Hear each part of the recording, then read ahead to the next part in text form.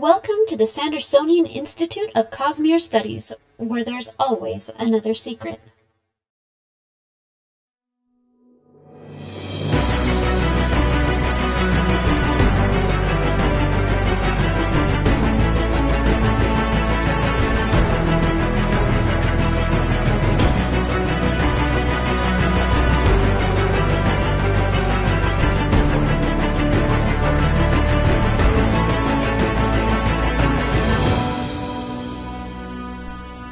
Welcome back, everybody, to episode 54 of the Sandersonian Institute of Cosmere Studies. Today is April 6th, 2020. I am Bill, and I am joined, as always, by my fiscally responsible co-host, Amy and Jordan. Welcome, guys. Well, thank you. Thank you for the compliment. It's true. I am very responsible. I'm an adult.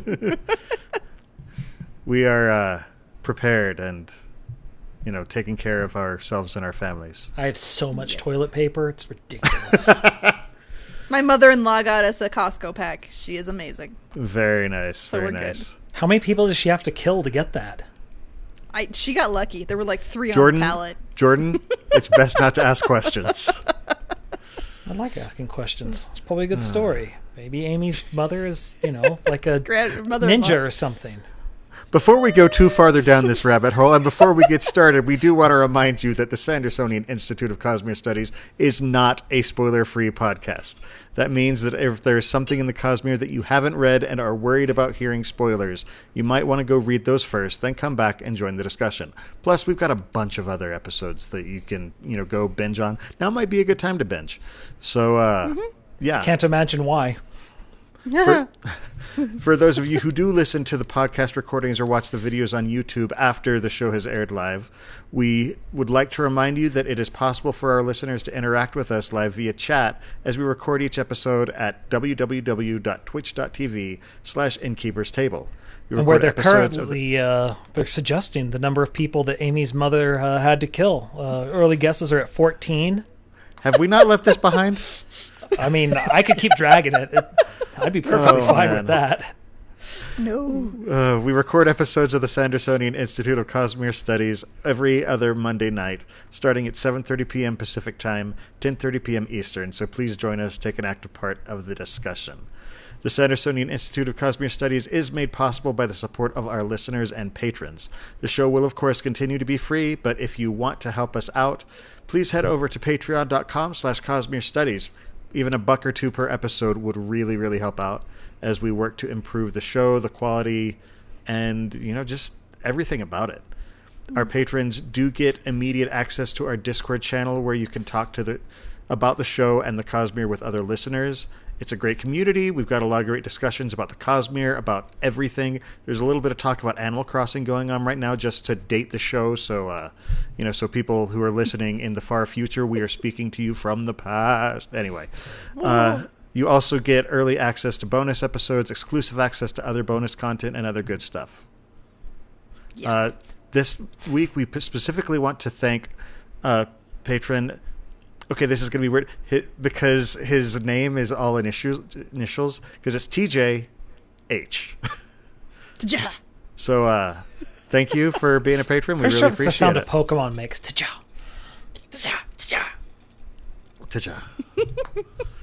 Definitely a water type. I was thinking of fighting type. Anyway, so... I could see either one. Guys, we are going to be talking about the currencies and economies of the Cosmere, and that's more Jordan's specialty than mine. So, don't get me wrong. I keep track of my finances, but Jordan I'm sorry, is just... I want to delve real quick into an aside. Bill, what happened when you signed up initially to pay for your house? Okay, so I bought my house about 10 years ago, and I was driving over to close on the house. I got in the car, turned on the ignition, and the song Money by Pink Floyd had just started playing. And so I'm just hearing the dum doo doo dum dum dum dum dum dum. It was like the universe had given me a gift because it knew what was happening. Jordan, and I'm going to actually close on a refinance tomorrow, and I think Jordan is really, really hoping I'm that so happens hoping again. that it comes. Look, the universe needs to be very specific on this. Anyway, sorry. Yes, this was one I pushed pretty hard for. The reason for it is because I've been very impressed by Brandon's world building, and one of the things that I think really separates Brandon from a lot of other authors is how well his economics work within his worlds. A lot of times, and maybe just because I'm one of these people who thinks about these things, it really bugs me when you have a fantasy world with easily accessible magic, yet people are still using donkeys to move things around, when you're just like, I mean, wouldn't it be easier? Like, why wouldn't a mage set up a transportation levitation business? thing or whatever? Like in Avatar: The Last Airbender, when they go to Omashu. Yes. Omashu, yes. And they have the earthbenders who send stuff up to the top of the city, and then other things are sent down chutes to the bottom of the city, and it's a smart, and the trains mundane are use done of power. by earthbenders too, because when they do have trains later on, or I guess it's even during the first one, they have trains. Yeah, and it's to me, it's one of those important things where you actually think through the reasons for it. I'm going to go on a little of a rant here. So I just want to make it. So one of the things I think about this a lot, because as you may have heard, my degree was in physics, and I never bring it up though. The thing about reality is reality has basic three main components: time, energy, and matter. And all these things are what matter in economics. How much energy does it take to make it? How long does it take to make it? And what is the thing that you made? And those things determine everything. And Brandon does such a good job of thinking these things through as to what has value and how it compares in their world. The other interesting thing is that no matter where we go in the Cosmere, it seems gold and silver are valuable because humans like shiny things. It's shiny. We like it. It's also, as Bill and I discussed earlier, it doesn't tarnish. It lasts. It's malleable, so you can easily make jewelry. But beyond that, yeah, it's rare. But beyond that, it doesn't actually have any use in an ancient society. Silver has some, but very little gold has actual uses. And so gold is sort of the first agreed upon currency. And we literally don't have a time in history that we really studied where that wasn't true. And that carries over to the Cosmere. And I just kind of like that to start. Well, and part of that is just because, recorded history came about because of the advent of writing, and at that point, there's gold around. There's currency. There's, it's not just a barter system. Yeah. It's interesting because nowadays there's actually uses for gold. It's not just for pretty things, because it's one of the best conductors out there. Electronics, yeah. And so it's interesting that it has sort of, backed its way into being useful and not just pretty. Yeah, not just pretty. This is, I don't know. That's always fascinated me. Anyway, so it's sort of like the concept of how diamonds work in our society, because the main reason that they're worth so much is because De Beers has an amazing marketing program back in the day, and now it's just it's evolved to be viewed as this have to thing. Yeah. But now it is actually useful now that we can do diamond cutting tools, right? Using diamonds, and sanding with diamond type things too, like things that have things like that. It's an interesting world we live in. The other thing that's interesting about the way, just overarching, and we'll go into each of these individually, Brandon really has he likes the idea of money as power. And in a lot of these different societies, money is literally power. Oh, yeah. And so, I mean, we'll go into each of them as we discuss. Yeah, well, let's start with that. Let's start in Scadrial, where that's one the okay, actually, let's go to Cell first, where the magic system doesn't really interact too much with economics, other than the fact that when Elantris fell during the Rayode, it caused a huge upheaval in the economics of the entire culture around it, because they were basically getting free food from Elantris, and you suddenly... And tourists and everything else, too, right? You just... Suddenly it's gone. So it's not in the magic system, you're right, but in the economy, like Raoden's father was literally the king because he was the richest merchant. Yeah. And oh yeah, that's true. If he was afraid because he was losing a lot of money, and he could have lost his throne because he wasn't the richest anymore. Yeah, like I mean, that's right. that was the way that government ran, is that it was run by the merchants, and whoever was the most successful and had the most wealth was the king. Yeah, because Serene was gonna marry, I can't remember his name now, but she was gonna marry a guy, and because their wealth combined would have made them the richest again, it would have made sure that exactly. So while it doesn't interact as much with the magic system, it's a big part of the politics. Yeah. And so it's interesting that even in that one, where it's not as direct as some of his other worlds, he's thought these things through. You can't just pull out the people who basically have free magic literally at their fingertips and it not affect things. It affects everything. In a more mundane way, money equaled power because he was literally the head of the government. Just one of the dumbest systems ever come up with. Anyway, just so many flaws. Anyway, Scadrial, though, is, I think, the far more interesting one. Because while they use coins and boxings and these things, and Mistborn literally used them as weapons, since Mistborn can, you can carry coins without suspicion of anything. There's nothing weird about a guy having a coin pouch. And transportation, too. Yeah. For hopping around. Easy to carry around. Let's talk about the coinage itself, too. Like you said, clips and boxings. First off, I love the term boxing and where it came from. Where does it come from? It actually discusses this in the book, where on the picture on a boxing is Credit Shaw, which was the Lord Ruler's box, his house, the box that he stayed in. And so they referred to them as boxings. Huh. I forgot that part. I did Now, too. the name clip, I think it's just sort of, it makes sense. It's a quick little word that I means something small. that's a British, Is it? old. I think it's an old British one for like one of their old coins. I think they called them clips. I don't think I've heard that one. Oh, I could be just kinda talking always- out my butt. Yeah, I don't know.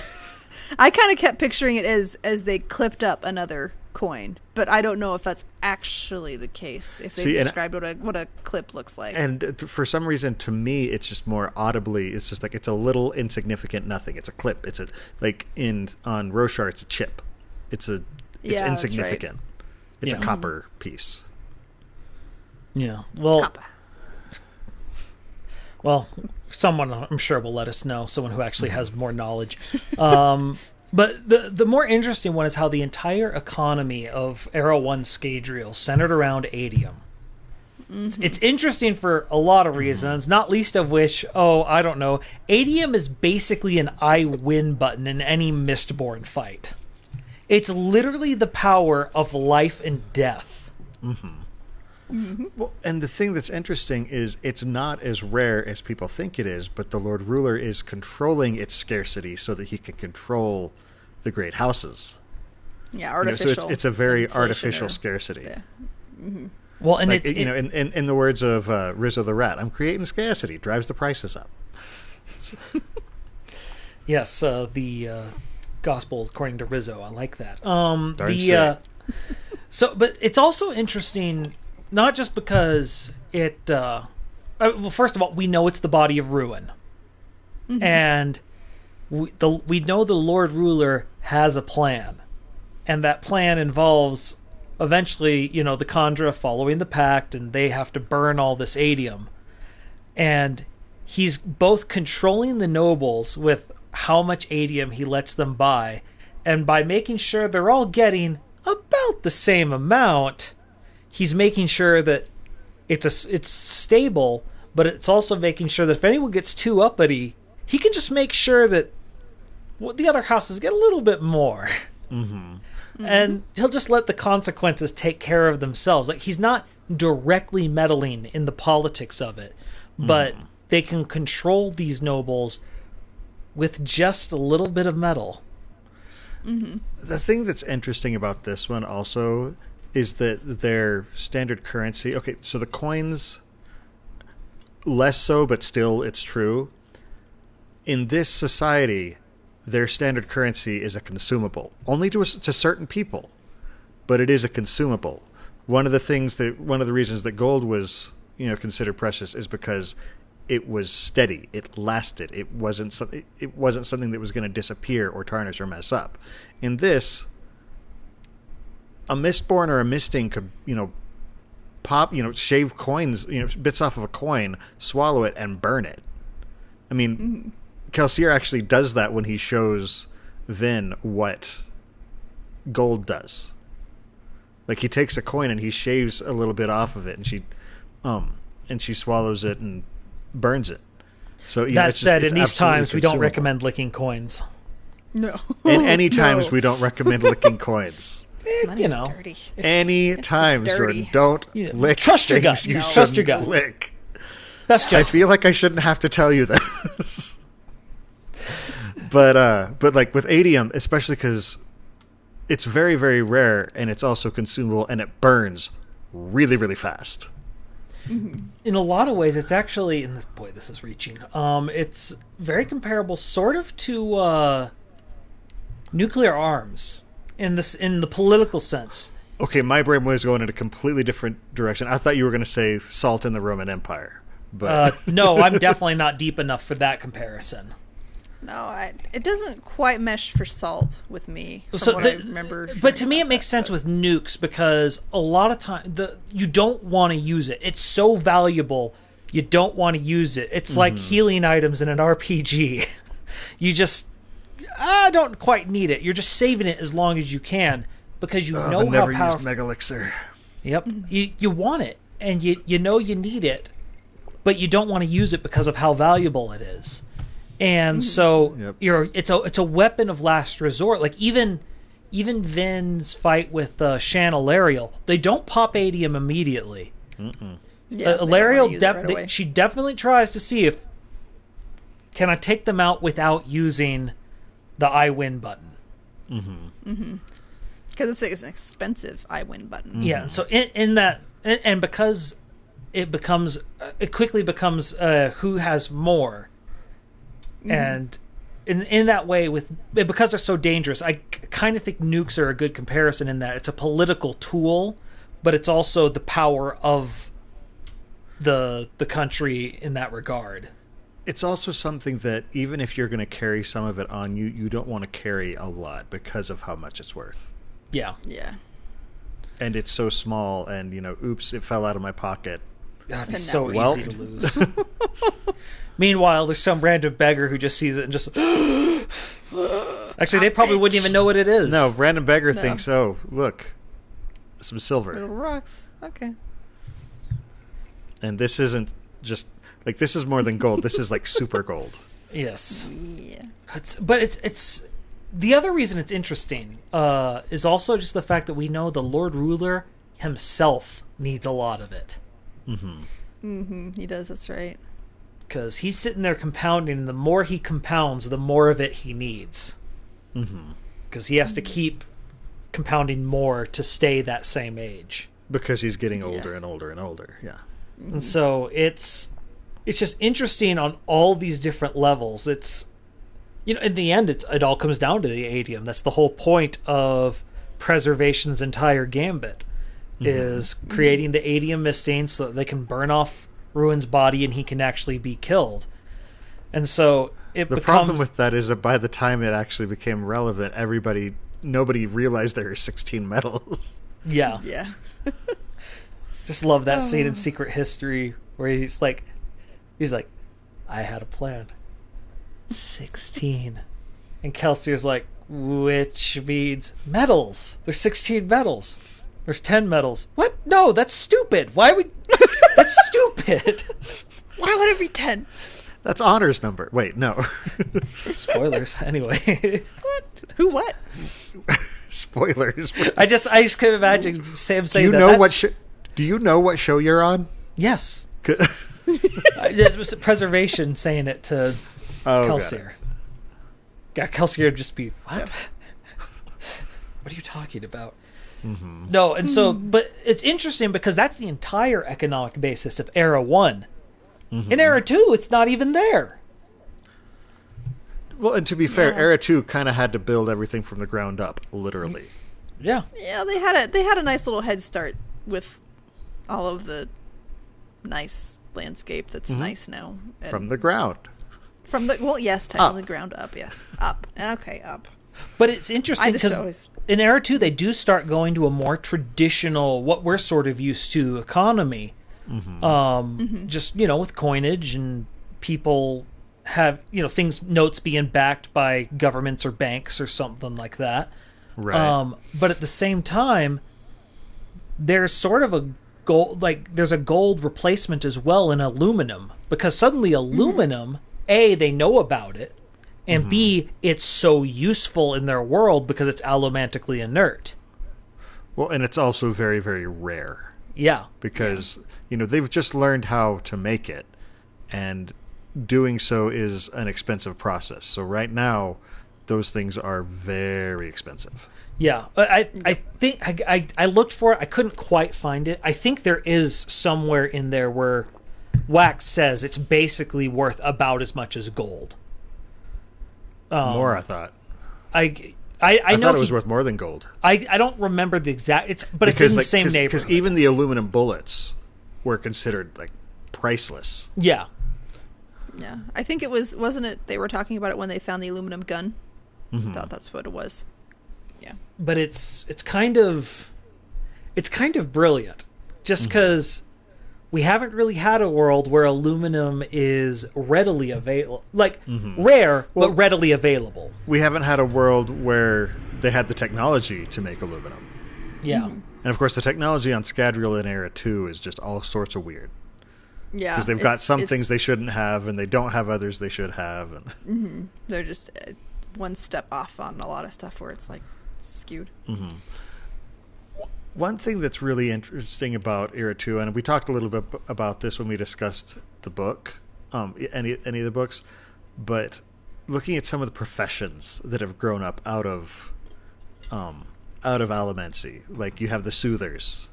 That's right. That's the soothing bars, isn't there? Yeah, the soothing bars. They have the soothing bars, and but even using soothing and stuff in therapy, and all sorts of stuff. It's a different world.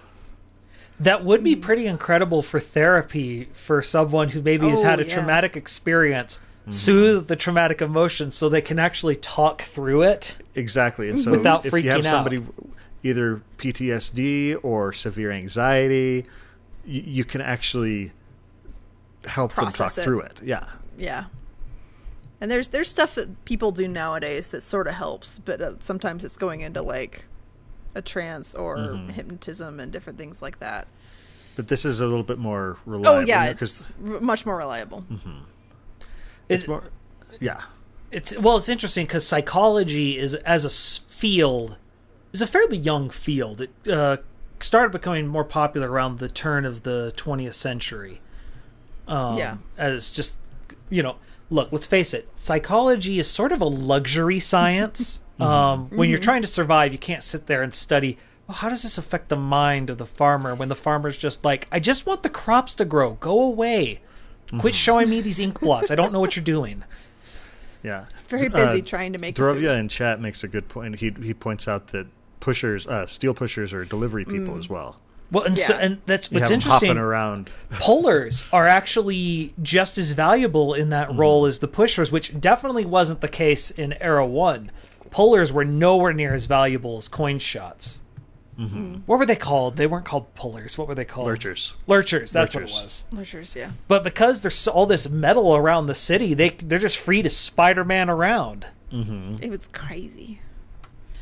And so, it's brilliantly made. The other part that was kind of interesting is because gold is still valuable, it makes Miles' entire operation very expensive. Super expensive. Oh my goodness. Because he's got aluminum and gold he's using. Yeah. Well, and then on top of it, it's just he's compounding gold and he's going through it like it's leaking through a sieve. So that's why the Vanishers had to be so good at everything. It's it's kind of like the rupee armor in Twilight Princess that makes you invincible, but it burns rupees while you wear it. Forgot about that. That's I kind didn't of get that far. that's kind of what he is, because it's just, you know, he's the T-9000. I think that was Terminator 2, where it's just, you can't Yeah, kill I the think so. thing, but at the same time, it's so expensive. Yeah, Draculon mentions Tin Eyes still have similar jobs as they would have in the earlier. Yeah. But yeah, so you see this society growing up around elements. I love that Brandon does this. That he thinks, okay, you have this magic. What does it mean as things progress? How would it change society and needs and different things? Exactly. And I love the idea that soothers and rioters may go into some sort of therapy or other, just social professions. Mm-hmm. Well, and like, it even comes down to, I remember the politics where, like, you're concerned about soothers or rioters trying to manipulate the politicians, and so, like, the guy who is a copper misting, a smoker, he was running on the fact that he can't, they can't do it. Mm-hmm. Some people, I can't be bought, I can't be soothed. Well, and then of course this isn't necessarily part of a politics or government or even economy, but then you have the aluminum lined hats. Yeah. The tinfoil hats. It's the so aluminum awesome. foil hats. It makes me so happy. When Brandon came up with that, he did that. He's like, oh. Aluminum hats. That's what I want to ask him about someday. How pleased with yourself were you? Did you do this? Mr. Burns. I need to know how much you clapped and who did you have to tell first because you were so excited. Well, and then again talking about Scadrial, the fourth book is currently, the working title is the Lost Metal. What happens to an economy when suddenly you reintroduce something like that back? Oh man. I still personally think that who was the creepy serial killer in the very start of Alloy of Law? What was his name? Bloody Tan. Bloody Tan. I still think Bloody Tan was an adium misting. I think that's how he was able to dodge. I don't know. I still think there's something going on there. That's possible, but there's also the possibility that he was hemalurgically spiked, and Sazed just made it happen. I just don't feel Sazed would use Bloody Tan. Because the thing is, the whole thing was a setup. Yeah, but at the same time, I think he might. I don't. Sazed comes across to me as someone who he's willing to let dominoes that exist fall where they will. I don't think he seems to me like he's a god of minimum effort. Normally, I would effort. say That's that, the wrong but term. Wax is a special case. What's the word? Minimum. He's a clock. He's a clock maker. Minimum necessary effort. That's the word I'm looking for. He's a clock maker. So, where he builds it and then sets it back and it runs on its own. But the thing is, Wax is very much a special case with him. Yeah. Yeah, because he talks to him more. So than other things. I don't know for certain that that's the case, but I think that's my personal. We can only theory. speculate. There's just all those things that he was talking about too, because he talked about, he was talking about Sazed and other gods, and that. Drell. Oh, he was up to something. He was creepy. And so insane. Eek. Okay, so should we move on? Oh yeah. So Nalthus is another interesting one where the magic is very directly intertwined with the economy, because everyone has a breath, and a breath is super valuable, but at the same time, it's not very good for a currency because it's this intangible thing. So they still have a regular currency. Well, and everybody has one. Yes. Yep. You can get more, but that means that you have to buy them from It somebody means else. that somebody else has to give it up, and losing it isn't necessarily pleasant. Like, it's not painful, but you're giving up something. And to everything's give muted for you. To give like how much is a breath worth? We find out how much a single breath is worth through Jules, because Jules, when she gives the epic beat down on Princess Tight Pants. Ravenna. I prefer Princess Tight Pants personally. Yeah, it works. It works. Then again, she wasn't in the Ravenna. pants at that point. Anyway, the point is,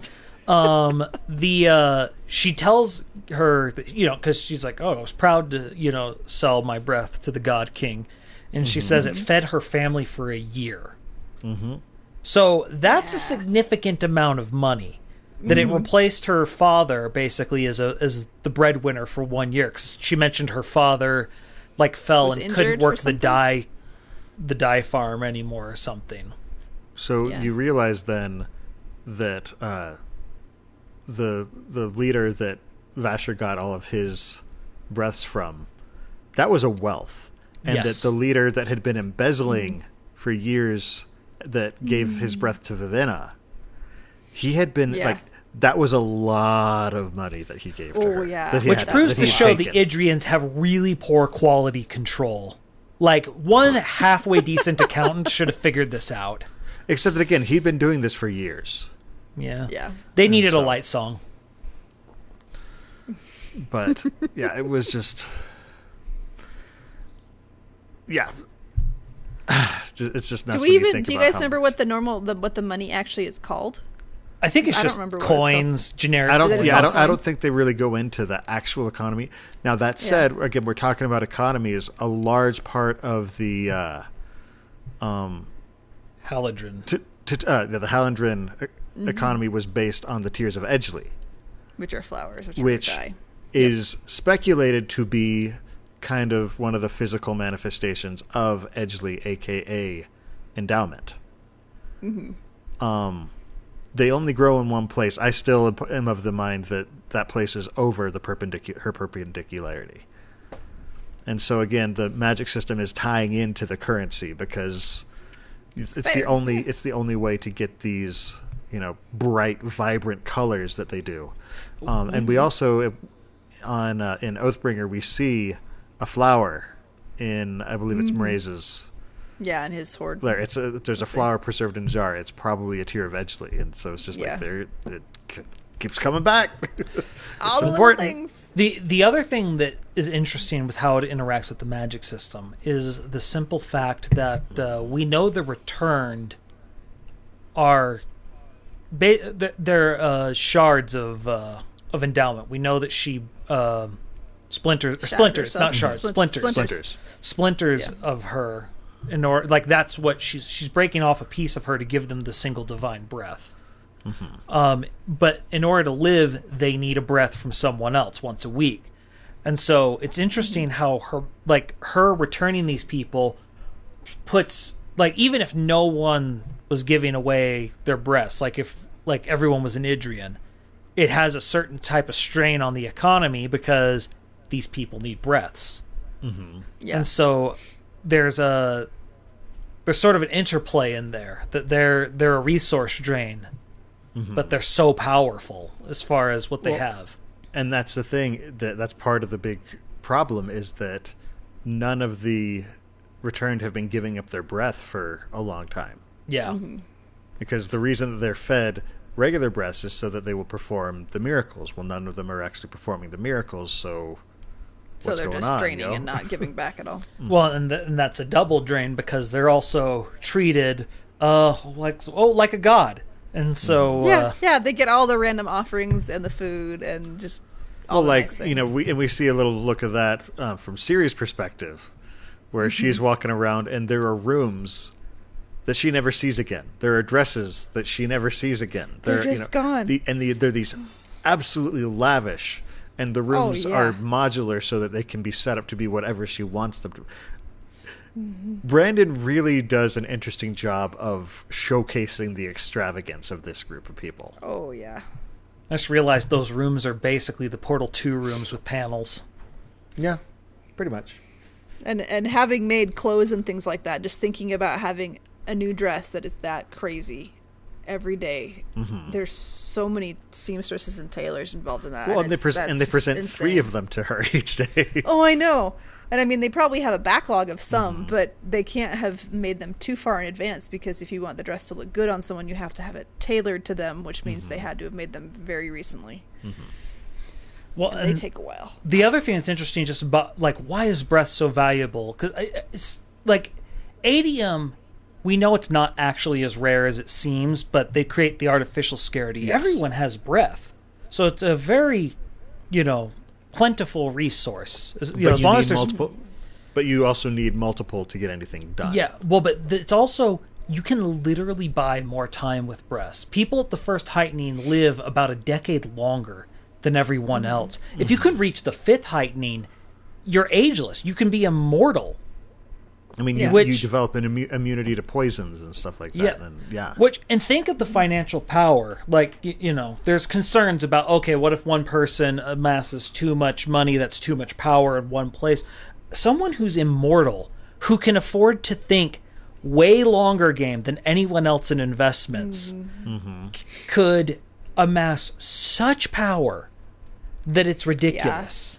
I've seen in a lot of different urban fantasy books and stuff like that, they'll portray like vampires and stuff like that as people who are very long lived, and so they are super rich because they've been able to invest decades and centuries ago and just living off of all that wealth. It's like you don't even have to be a very good investor if you can afford to wait for 100 years of compound interest. It'll pay off eventually. Well, you have these stories of people who time travel, and then suddenly all of their investments that they didn't realize, hadn't even thought about, mean that they're insanely rich. Yeah, I think that happens to Fry in Futurama. I think so. But it's just interesting because that one it's interesting because in no other magic, like hemalurgy lets you steal other people's abilities, but this is the only one where you can literally, like, money is power. Because, like, we're not even getting into what you can do with awakening. Like, the agelessness by itself would be the passive effects of it. Yeah, it's incredible. Well, and then on top of it, you get life sense, and you can see the colors and perfect pitch, and all these benefits. Suddenly, seeing the colors and perfect pitch, suddenly artists and musicians are just like, oh, I need that to be. I need it. But the problem is, painting all in red. And so patronage in that sort of situation, because yes, a normal person could have, like, a non-creative person could still have perfect pitch, but you put in that innate creativity with tools like perfect pitch and perfect color recognition, and it makes something beyond. It's so interesting because it's so one-to-one and kind of well studied and well understood, but at the same time kind of amorphous in that it's like it's around here where you get this ability. It's not going to be the same. Right, it's a spectrum rather than which cutoff. Makes perfect sense for that world and colors, it being a spectrum. But it's so interesting. The more you study it, the more you're like, this would change things a lot. I also want to take a look just at breath. I still think the concept that with a Nauthian with their breath is slightly more invested than other people, but without their breath, they're slightly less invested. I just think that's a really cool concept. Yeah. And then the way you that get somebody the fact put it that when they asked, being a drab has a few beneficial effects as far as fighting people who can sense people. That life sense is Yeah. It's really just an interesting. We need more on that planet. Well, Nightblood someday. Soon. I think that's one that we get between 5 and 6. Oh, really? Maybe, yeah. I think. I could be wrong on that. Do not take that as gospel. Well, we're getting between 5 and 6. You heard it here, folks. No, Jordan. Guaranteed from Bill himself. Jordan. No. Legally binding. No. And financially not liable. Whoa. We just back the truck up. You don't have that power. Too late. This train's going too fast. It's off the rails. There's no going back. Gosh. Toot toot. We're going off the rails on a crazy train? Yeah, that's right. Or, a weird train of thought at the very minimum. All right, so Threnity's another interesting case. because everywhere else, silver's just a valuable metal. In Threnody, it's a resource. Mm-hmm. You need it to be safe, but it's expensive. Well, and I don't know, Bill and I got into a very short discussion on this. I wonder how they get the silver, because mining would be very, like, that'd be dangerous. a worrisome thing. Because I don't know about you, but jagged rocks seem like an issue in a world where you're not supposed to ever get cut. Yeah. You'd have to invest in lots of leather, and that would make it a lot harder for dexterity too. Again, I'm not positive though. I think that's specifically in the forests.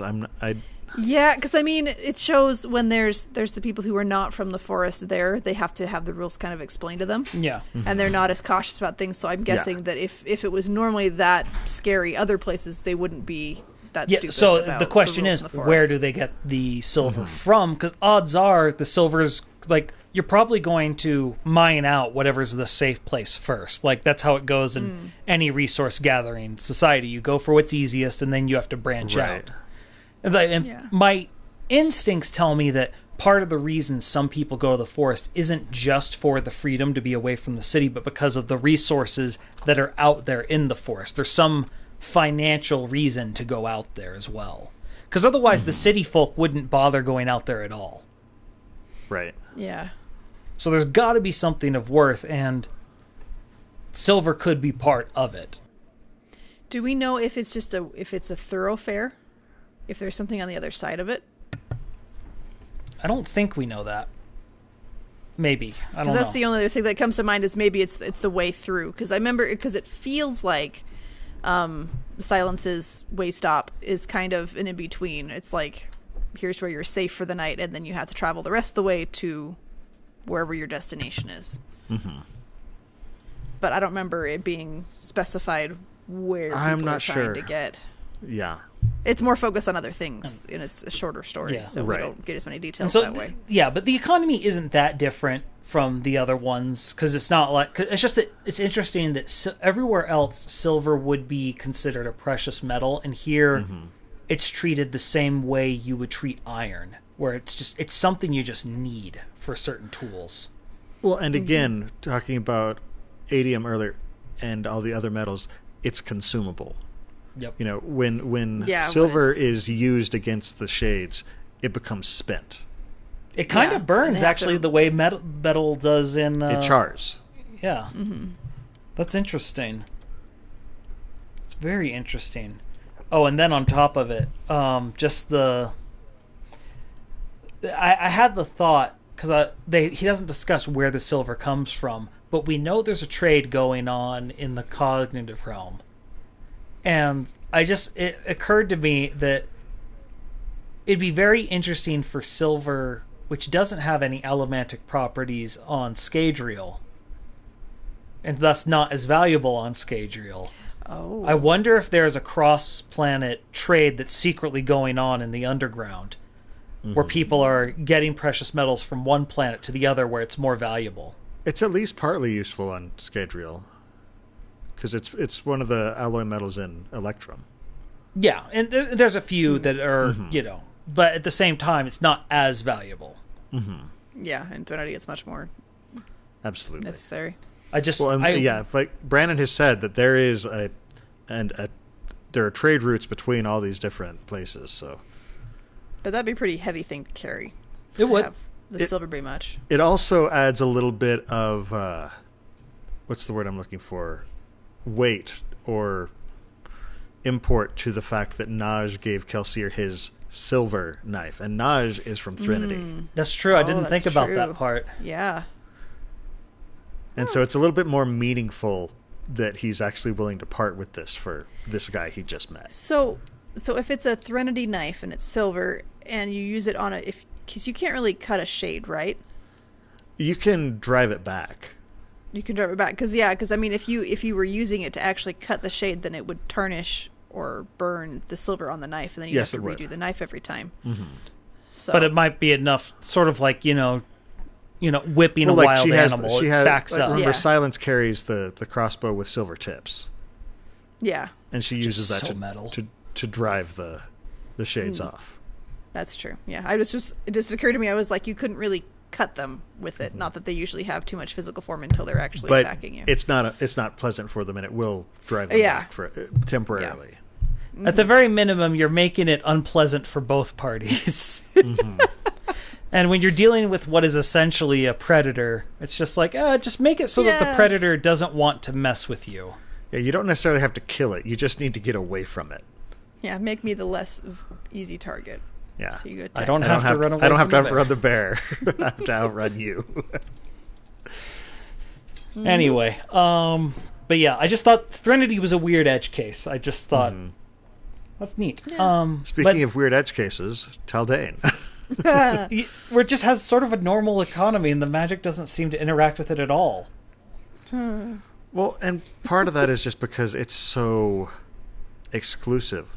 Now, I feel like there's more magic system than just the Sandmasters. So I just want to point out that I literally wrote it like that in the show notes. I know, and that's why it was in my head. I read your note and it got it into my head. But it's like, because I they're think just there's more to it. sandbenders. Come on. Particularly since we saw what happened with Bayon at the very end, where he tries to, and it's just this explosive reaction. I feel like there's more to the magic system. By it. I feel like there's more to this magic system than we've seen, and we're going to see more because Brandon has talked about sequels. Well, and then on top of it, that's going to change here because the DM have previously isolated themselves, but part of the whole plot of the story was Kenton making promises to the various profession heads. And I'm trying to remember, actually contributing to society and different things. Wasn't it the builder that he was kind of showing, like, look at how useful it is to have us helping you out? Yeah, I think didn't he save a guy first? He saved and a then guy, he saved a guy, and then because the building had fallen down partway, and so they helped get the workers out. And then he's like, "Yeah, see, I'm so glad we could help you," kind of type feeling. And Kenton's then like, way to you pounce know. on that opportunity. Yes, I'm so glad I've had this opportunity to help you. Like, yes, you're very subtle, Kenton. Good work. So, talking about economies, let's talk a little bit about the what are they? The sailors, the shippers, because what are they called? Because the merchants. He's they're not merchants, but they're sailors. allowed to own anything. That was but he's bizarre. provided for. But they provide like food and board and drink. It's an interesting financial concept because suddenly because he's not allowed to own anything, he's more of a neutral party than he would otherwise be. I don't know. It's just that was a very interesting turn, and one of those where I'm like, God, I wish I could have seen this in writing. I feel like it would have been done better, but yeah, because I mean, it gives them power, but takes away a lot of the traditional power that they would have wanted normally. You should check out the prose version. I have to know. I just need to read it. yeah. I should be able to read more now that I've finished all these other things, but I keep doing other stuff. I made masks today. That was fun. But yeah, that's the interesting way of the economy on Taldane is just the guilds and how they all work together and the council that they make. It's based around professions and it's very Renaissance now that I think about it. Yeah. Because the guilds have a lot more power than nowadays. You don't really have the same thing going on. Another thing we didn't really talk about in Scatterfield, because we mostly talked about the final empire. We didn't really talk about the fall after the fall of the Lord Ruler. Things got very interesting. Well, because Ellen created the council, and on that council were several merchants. There was one who was an utterly detestable person. The little weasel guy. I cannot remember his name for the life. I want to find out. That's right. He's part of an original list I have, the idea of asking Brandon their final fates that we never find out. How did they die? What horrible thing happened to him? Him I want to know, and the other person was, I forget her name. She was Vin's friend in the court, but you find out she's another gossip monger. The gossip lady, yeah. We never find out what happens to her, and I feel like she might be able to have navigated herself into surviving. I feel like you're going to end up with a frustrating Humperdinck moment in The Princess Bride where he's like, who kills Humperdinck? What? Nobody. He lives. He's fine. And the kid's just like, you mean he wins? And I feel like you're in for a world of hurt there. No, that guy definitely dies. If the very minimum, when Penrod screws everything up, that guy ends up dead. He gets torn apart by several Koloss. That's what I want. I want actually one each grab a limb, and then pull, and then they beat him to death with the limbs. Wow. The guy was utterly. He was utterly detestable. Like, very few people I hated more than him. And it's like, okay, it's, here we got Sadius, we got, Ellen's father, and then this guy. Well, and I feel like Brandon's gone through, so, he's like, okay, I've had all these gray characters and all that stuff. I'm just going to give him someone that they can hate. Well, he's every little pathetic bully that finally gets his little bit of power. Petty. And he's going to relish that power. Look at all these people who have wronged me. I'm finally going to get what I deserve. And then no, because he ends French? Up getting into. He's in the middle of. He's in the middle of that city, so yeah, he's clearly French. That's true. Fair. Question withdrawn. Sustained. All right, and we got one more. We got a big one. Roshar. We got one society we haven't talked about. Roshar is... The magic and the money are so intertwined, and it's so beautifully done. Yeah, once again, money is literally power. Mm-hmm. But they've forgotten about it for centuries. That's the other thing. Sorry about the train. Yeah, that's the train I was talking about earlier. As you can see here, that it's still on the rails. We're going fine. Okay, so everything's fine here. How are you? It's not because this is the thing. The gems also affect the cognitive realm mechanics because what's the currency over there? Investiture. No other magic system allows for an easy conveyance of investiture itself other than the gems. And Nalthus. But the breaths are kind of different because you have to physically give them up. Right. And so That is the interesting thing about breaths, is they cannot be taken. They have to be given willingly. Yeah, whereas this is essentially, it's the closest thing you're going to get to investiture coins. Mm-hmm. Because how big a gem... Okay, so Brandon actually has entire charts, or maybe people have puzzled it out through talking to him, about how the size of the brome, the cut of the brome, that you made the... What was it, Bill? Okay. I didn't realize until I was talking with Jordan, the value of all of the spheres really tie into the 4 C's of diamonds, which is cut, carat, clarity, and color. And it really bugs me because one of those is a K. No, in this one, carat is a C. There's 2 different kinds of carat. Well, wait, what's the other type of carat? When you're talking about gold, it's K. When you're talking about gemstones, it's a C. It's a C. I did not know this. I Bill, can you edit in the more you know sound effect here? Just the... Dun, dun, dun, dun, dun. Anyway, so yeah, no, that was a pretty awesome I didn't know that. Yeah, I didn't know about Bill, that. Bill figured it out and actually came downstairs because he was like, that's what it is. It's the same. But all those kind of affect how much stormlight it can hold. Mm-hmm. Well, the color does, or how it can be used. Yes, and so then the other thing, I didn't catch this on first reading, or maybe I forgot it, was the fact that because certain bromes are worth more, or certain colors are worth more than others, and to me it just sounded, it's random, arbitrary, arbitrary. But I found, no, it's not, because they're actually related to how useful that brome, or that, I keep calling it bromes, that color is in that sphere is in soul casting. Because they only have 2 magic systems at the start that they actually have. They have soul casting and they have fabrials, but both require spheres. Mm-hmm. They require infused spheres in order to make it work. Gemstones. Yeah, and so there's actually a 5-tier system. I've got the chart in front of me about how much they are worth.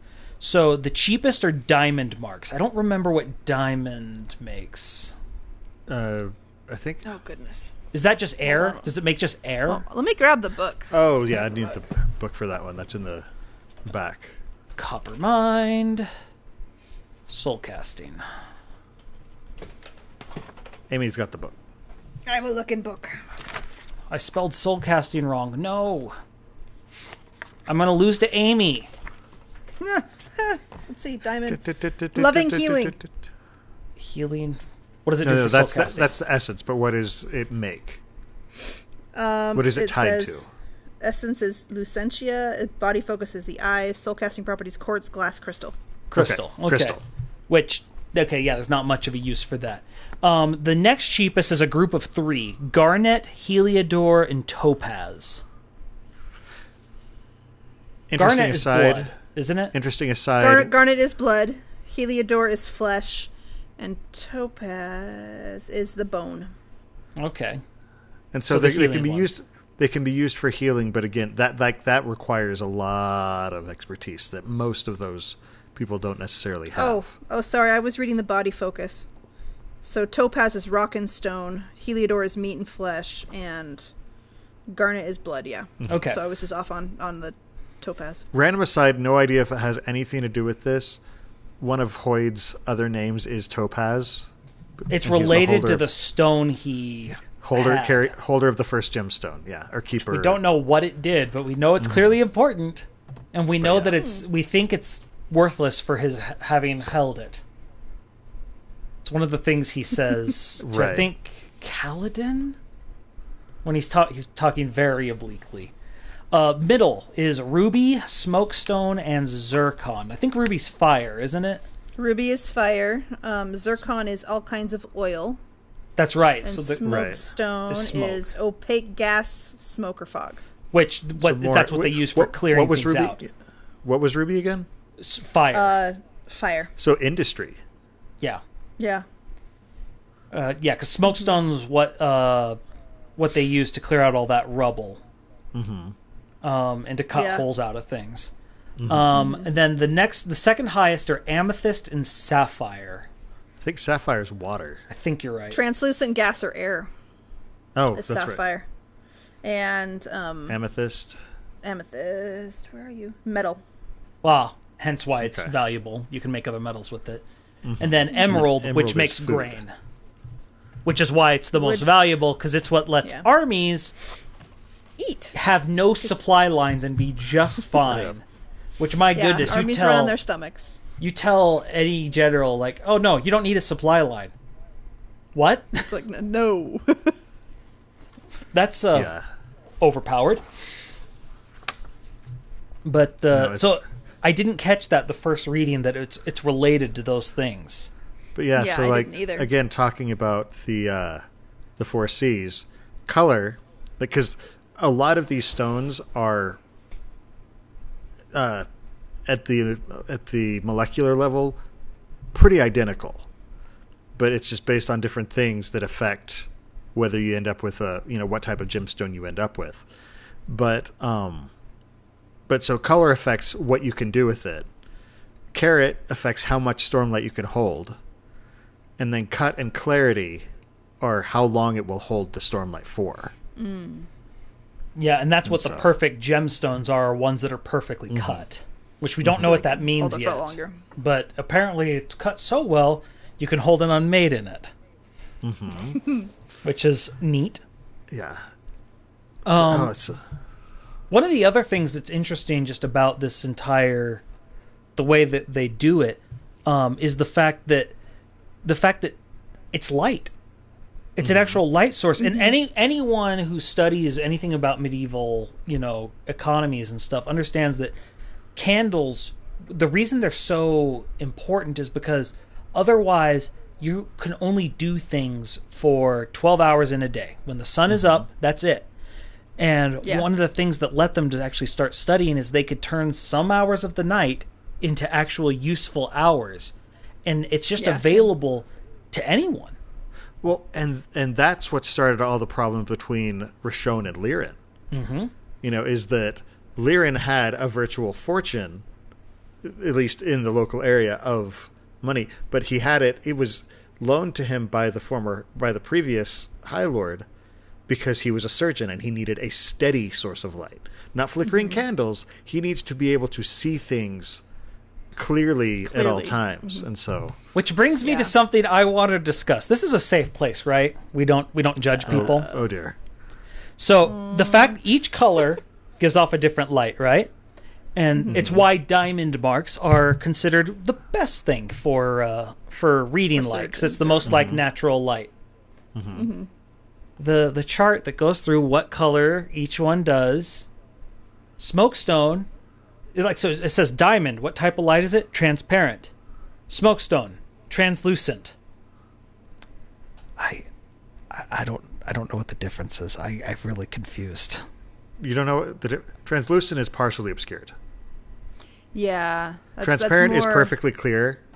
Translucent is like foggy. So like if you go to the you know how they have how can it give off foggy light? Like if with headlights on cars when they get that film on them kinda and they have that, it's diffused. Yeah. So it's not as focused. It's just okay. I'm trying to think of another good example. My husband's old car, we were constantly having to clean those stupid headlights because they would always get gross. So the other thing is, I remember they have a lot of sapphire lamps in the Colin because it's their color. Because that's their color. Blue is their color. But it's a deep blue, and I just started thinking about that. And I'm like, that would hurt my eyes. You basically have a bunch of neon lights. Like, their inside of their castle almost look like a rave.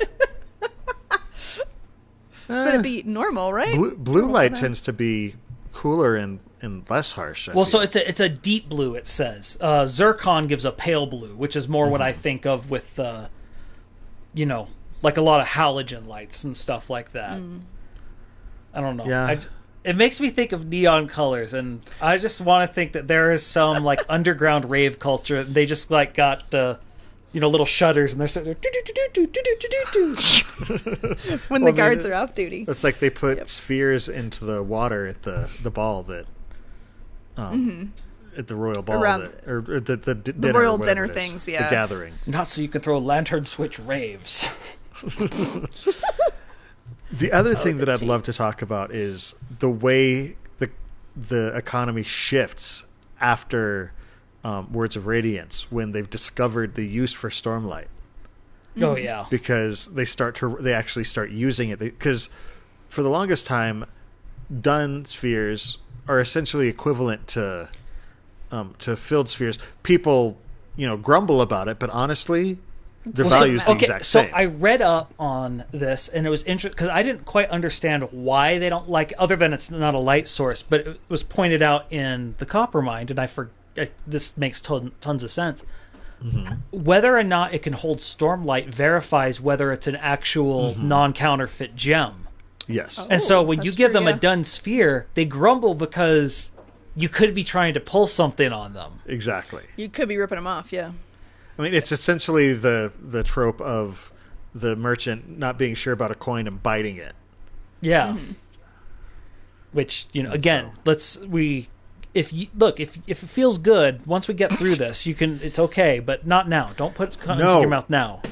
Mom says no. I am going to directly contradict Jordan here. Do not lick currency. Best judgment. No. But yeah, after they've discovered uses for stormlight, it really shifts the economy to the point where Dalinar's kind of struggling. Shallan becomes self-conscious about using the stormlight because she doesn't, and so Dalinar pays a premium to get spheres with stormlight. Kaladin pays a premium to get infused spheres when he's traveling across Alethkar heading to Hearthstone. He's like, I'll pay you 2 spheres per one. Yeah, and then when he gets to the next town, he's only doing like 1.5 to 1, and he sees everyone's all disappointed. They're like, but. Dang it. I was going to do so great here, but no. But, and so suddenly, again, the world economy is kind of rocked by this event. Not only has the storm hit, literally, but it's like there is a storm raging across the land, and there's all sorts of unrest that you start seeing show up. Because things are different. Everything is different now. Jordan, you better not buy a pig. I don't want a pig. I just need another journal. Anyway, these Gravity Falls references brought to you by Jordan Davis. Anyway, I need to watch that still. It's on Disney Plus. I know, it's on my list. One of 20 things. Look at me, Amy. Look at me. I'm looking. What? You need to watch Gravity Falls. Okay. It's okay. really Jordan's obsessive. I mean, it's not like there's something at the top of our Patreon page that shows how obsessive I am over that show. There's no evidence whatsoever. None whatsoever. So, currency, economy. Money, money, money. Speaking of currency and economy, let's thank our patrons. Oh, yes, let's do And that. thanks to our patrons, we are able to hold monthly giveaways. And all of our giveaways are open to anyone and free to enter. But for this giveaway, it is finally time. We announced it 2 weeks ago. It is the coolest thing in the bag. A leather-bound copy. And I have never I'm seen really it in person, uncomfortable just so everybody with knows. what book the Leatherborn would be. We won't discuss that. But yeah, That's the not leather-bound family-friendly. copy of The Well of Ascension.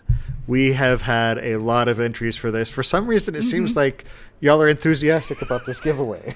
I can't imagine why. Well, because it's a signed copy that is unlicked.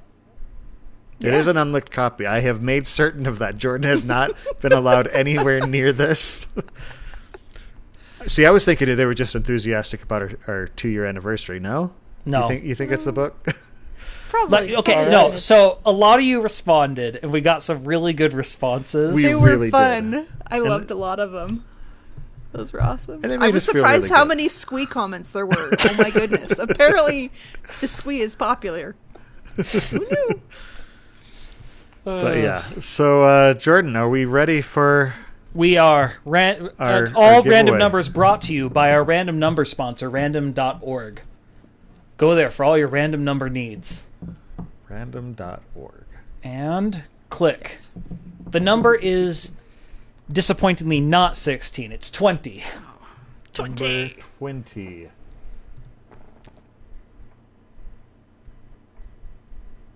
All right. The winner is Mikey.Staker from Instagram. Congrats. So we will be contacting you and getting your information to get that shipped out as soon as possible.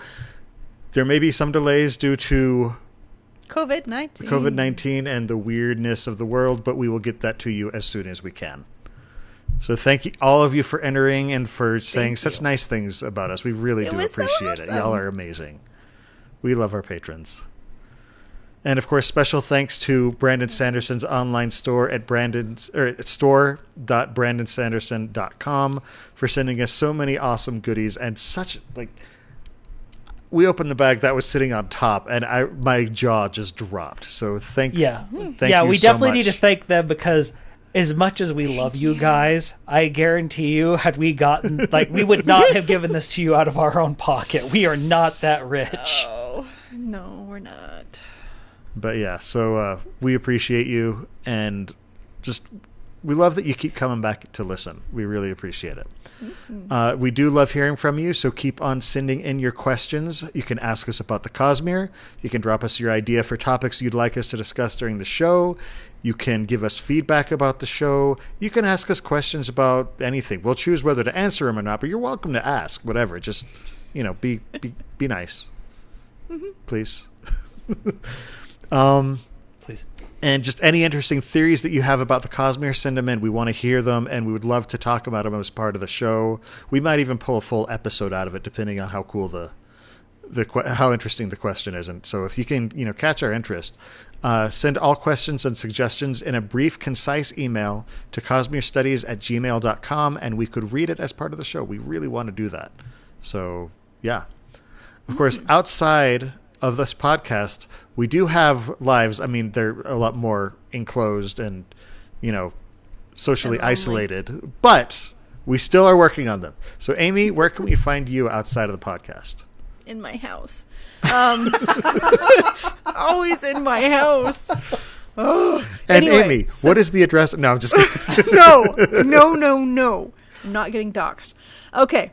My Facebook is Coincidence Cosplay and Props. My Twitter is @CoincidenceCosp, because my name is too long. My Instagram is @coincidence_cosplay, and my website is www.coincidencecosplay.com. There's lots of C's. There was actually a commentary on the evolution of Amy's Twitter handle. Oh yeah, missed I that didn't one. see that one. There was somebody, she said I think it was she, has recently binged a lot of the early episodes, and so they heard the gradual progression of... It just said it was a lot of How fun. I said it. I thought that I'll have was to kinda find that cool. one. I'll have to look for that. Anyway, so I'm halfway through making the 4 mist cloaks, and I made face masks for me and my family because now the CDC says to do that. And I am keeping my children entertained, and I shaved my dog. That was exciting. Yeah, I saw the pictures. I feel Yeah, like so that I would be still- the name of the worst tavern ever, the Shaven Dog. Shaven dog. Oh, actually, So, yeah, no. support- It's a bar that's Oh, open early in the morning for people who need the hair of the dog. Hair of the dog. Ah, No, yeah. So anyway, so that was an experiment doing that. Like my husband made work tables that are like you can roll around and they're modular a little bit, and so we strapped on a little PVC pipe arm, and I still have to fix a few spots on her where I missed some fur, but overall I shaved my dog down, and that was fun.